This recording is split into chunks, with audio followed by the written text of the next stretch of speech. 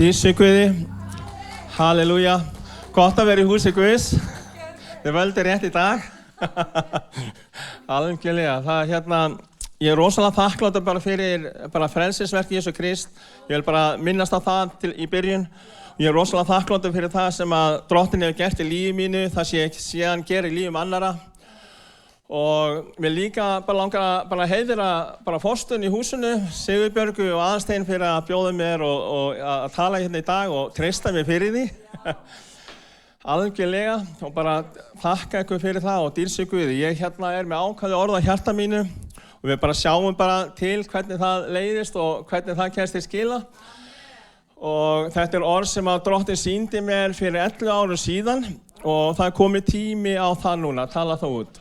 Og Drottinn hann að kalla fólk sitt á nýja stað. Það maður finnur núna, ég fundi undanfarnar vikur og mánuði alvöruna í því sem að Drottinn að gera. Hann að knýja á okkur að koma nær sér, koma fram fyrir hann, auðmýkja okkur frammi fyrir honum, til þess að hann geti leyst fram það vakningu sem hann þráir að gera. Þannig að þema mitt í dag vakning. Halleluja. Og Sigurbjörg kom inn á þetta að við þurfum að vaka og biðja og Jesús sagði við lærisveinum sinni í Getsemani, vakið og biðji svo þið fallið ekki í freistni. Hverjir að falla í freistni? Verðið fyrir freistingum? Meira núna heldur en þeir voru að frelsast. Já, þetta tíðarandinn, það rosalega tíðarandi og það miklar árásir og áskorun á okkur. En þegar við gerum val, þegar við veljum orð Guðs, þá stækkum við. Jesús stækkar í okkur. Þegar við veljum orð Guðs og þegar við veljum að lofa hann í öllum þrengingum og þjáningum. Það bara þannig. Þannig að þema hjá mér vakning. Við þurfum að vakna, við þurfum að leyfa orði Guðs að vekja okkur upp. Þetta með það að vaka, það hefur með það að leyfa orði Guðs að vekja okkur upp. Ef við erum að heyra með okkar eyrum og það ekki að gera neitt í okkar lífi, að þá eitthvað, það bara stífla þá. Við getum heyrt með þessum náttúrulega eyrum en samt ekki með þessum andlegu eyrum. Og þess vegna segir Jesús við söfnuðina 7, heyri hvað andinn segir söfnuðinum. Við þurfum að heyra hvað Drottinn að tala í dag og segja í dag. Við erum bara á þeim tíma og meðan við erum ekki að heyra almennilega og þegar við erum að fara á gömlu stað yfir að nýja stað, að þá ákveðin ruglingur í gangi. Bara alveg svo þegar Ísraelsmenn voru í Babýlon herleiddir, að þá voru þeir ákveðinu rugl ástandi þar. Og það eitt að frelsast, taka Jesú Krist inn í sitt líf og það annað að varðveitast, allt til enda.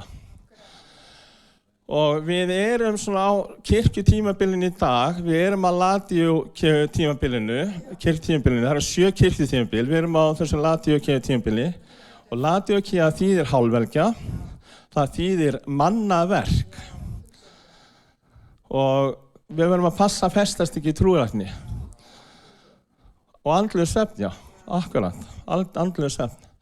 Þannig við erum á þessu tímabili og það bara svolítið erfitt að halda sér vakandi, finnst ykkur það ekki? Hvernig ástandið búið að vera? Það ekki skrítið að Drottinn varar okkur við þessu, en hann líka með lausn, hann alltaf með lausn.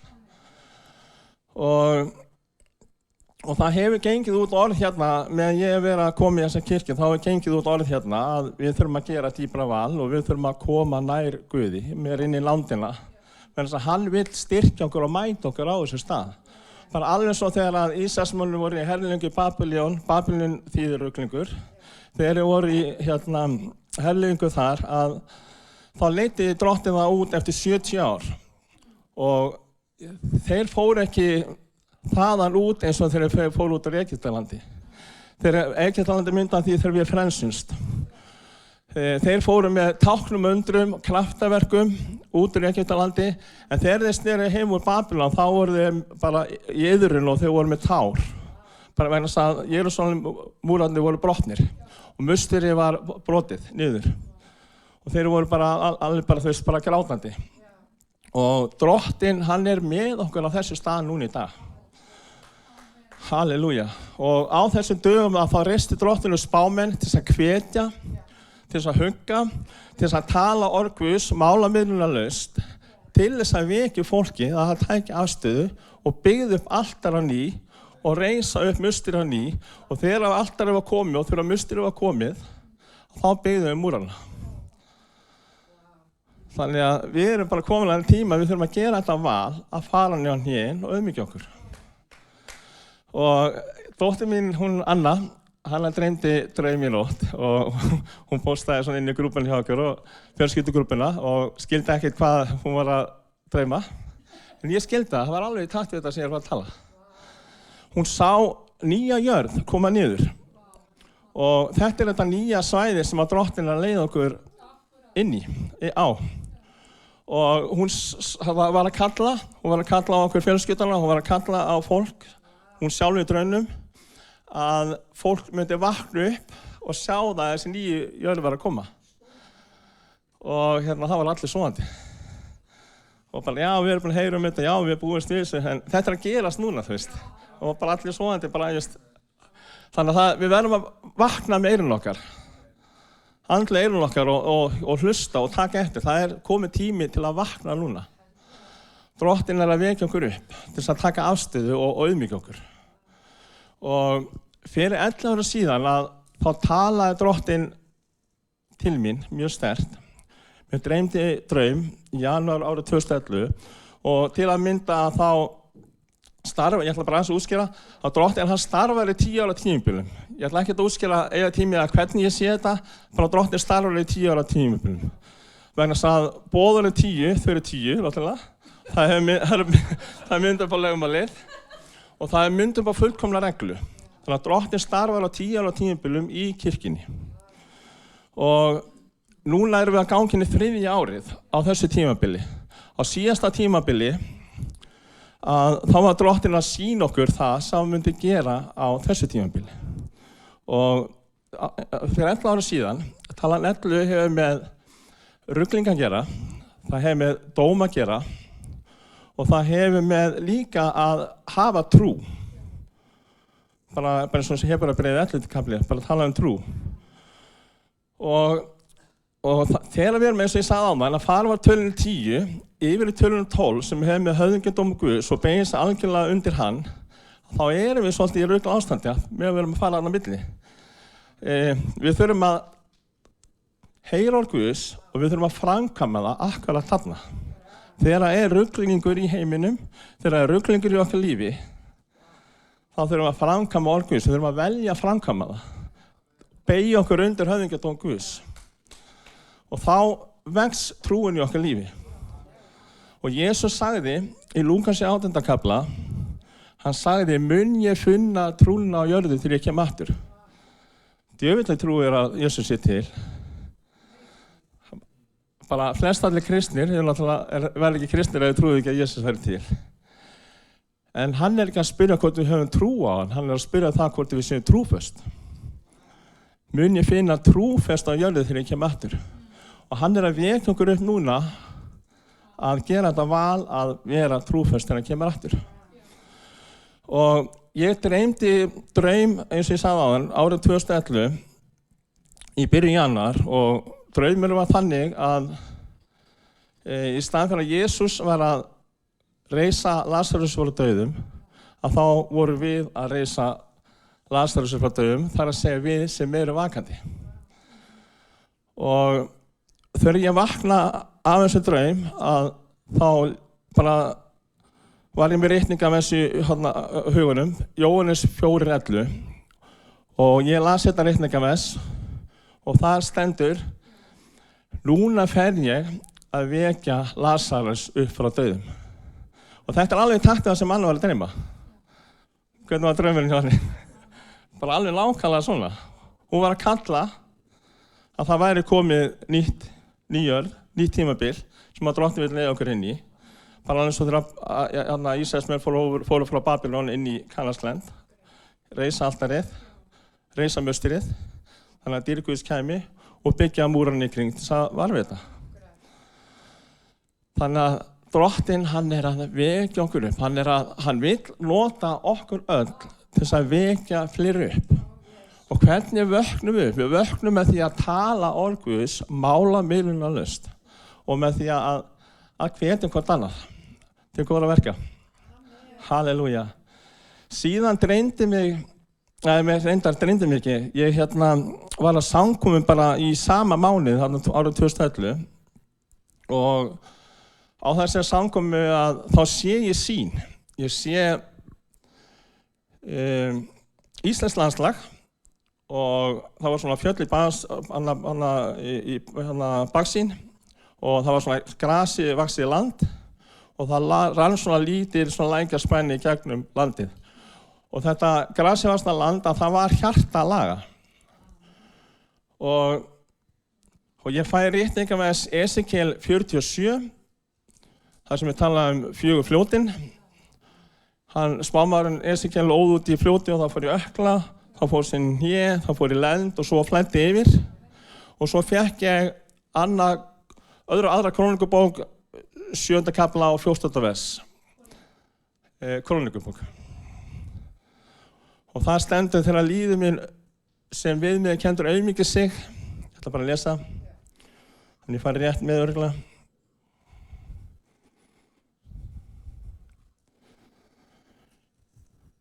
Ég ætla að byrja í 13. versi.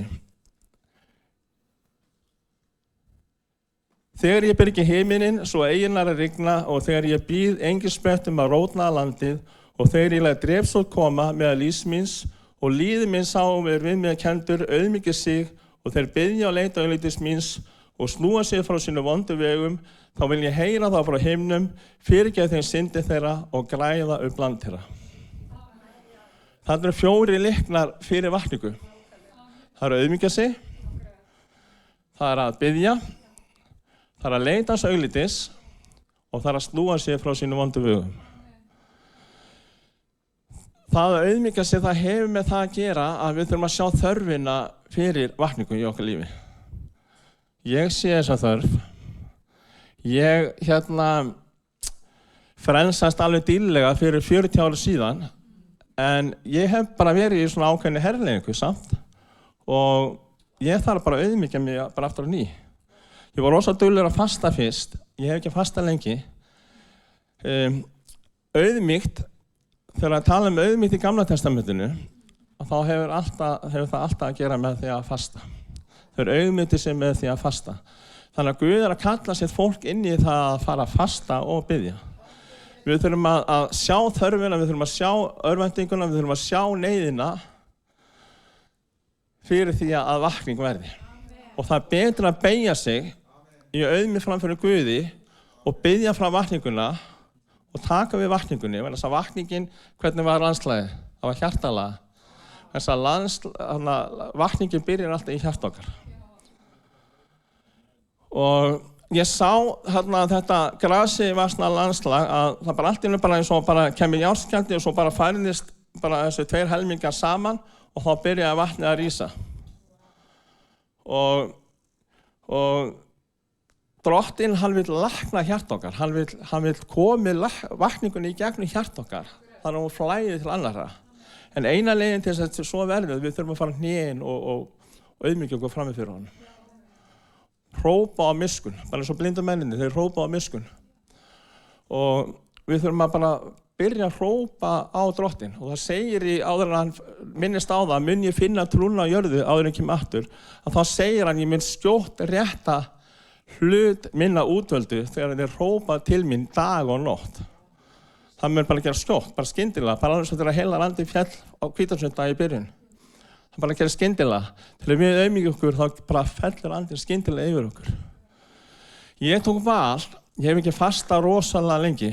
Ég tók val og ég fastaði 1 sólarhring núna, áður en ég bara kom inn í púltið.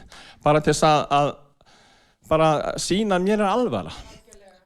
Og átti Þorgils ekki að kynna eitthvað hérna. Ég hleyp hann að eftir, bara allt í einu myndi eftir þessu núna. Men þess að, já, hann ætlaði að tala um það að hrópa dag og nótt, kynna það eftir. Þannig ég er svona alltaf bara að fara að stytta mál mitt, en þetta er bara, þetta er rosalega knýjandi. Bara rosalega knýjandi og Og bara eins og ég sagði, það sem Drottinn sýndi mér í síðustu tíð og hefur verið að sýna fólki sinni í síðustu tíð, hann að fara að gera núna. Það er að smella vakning, en við viljum auðmýkja okkur og vera undirbúin þegar það gerist, í staðinn fyrir að vakningu komi með dómi. Þegar Guðs dæmir ennþá synd, vitið þið það? Einhvers hugsa kannski, þetta er nú bara í Gamla testamentinu. Hafið lesið Opinberunarbókina? Það er í Nýja testamentinu. Já, við þurfum ekki að fasta lengur, þetta er bara í Gamla testamentinu. Það stendur líka í Nýja testamentinu. Jesús fastaði líka. Þannig að ég veit að þetta er rosalega erfitt að fasta, það er rosalega erfitt að byrja að fasta. Mér fannst þetta ekkert auðvelt, sko. Ég var bara glórhungruð klukkan 11 í morgun. Fann að horfa á súkkulaðið og...